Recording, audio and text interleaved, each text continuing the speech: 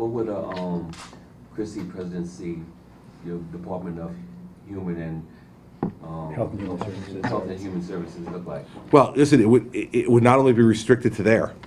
So let's start off with the Department of Justice. We start off with the Department of Justice and saying that, you know, we want to have a drug court in every federal court in America. There's over 50% of the current federal prison population is for nonviolent, non-dealing drug offenders. Yep. That's an obscenity.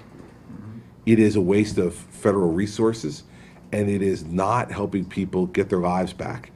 Those folks don't need to be punished, they need to be treated. So the first thing is that you change the mindset of prosecutors.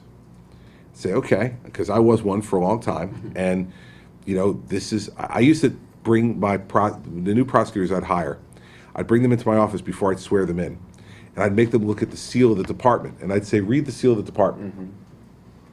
They'd say, why? I said, just read it out loud. And they say, Department of Justice. And I say, so it doesn't say Department of Prosecution, right? It says Department of Justice. Our job every day, I want you to remember every day, your job is to do justice. And sometimes justice is prosecuting, sometimes it isn't. And I'm expecting you to use your judgment on that. So the first thing is I go to the Department of Justice and say, on this score, if someone's violent, if someone's dealing this poison in neighborhoods, we'll always have a jail cell for that person. They deserve to be punished.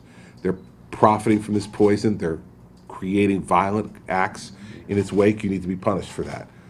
But for those folks who are not engaged in that conduct, but are engaged in kind of the small-time, petty, nonviolent crimes that typify an addict, we need to have a diversion for those folks, and we need that diversion to be the treatment. So the first place I'd start is in the Justice Department, and then take some of the money that I was using to incarcerate people at 50% of the prison population, take that money and give it to the Department of Health and Human Services, and say to them, all right, now set up treatment models throughout the country that will respond to this new demand that we're going to have, because we're going to have, you know, federal drug courts in all 93 federal districts across the country. And those things are what we really need to be focused on.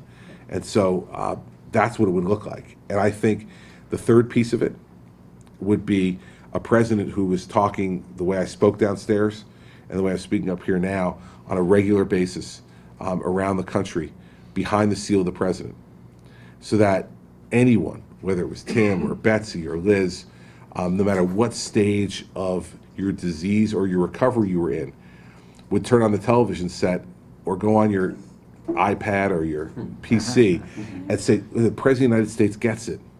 And he doesn't think I'm a lost cause. He knows I'm a gift. He knows I'm a gift from God, and that my life has value. And I can do something with that. And it'll speak also to your parents and to your spouses and to your siblings that we're going to think differently about this in this country. And that's where we're going to get, how we're going to get where we're going to get to. It's not only the tangible things of money and beds and approach in a prosecuting office, but it's also how we talk about it and how we treat each other. And I think a president gets to set that ethic if you want to. So.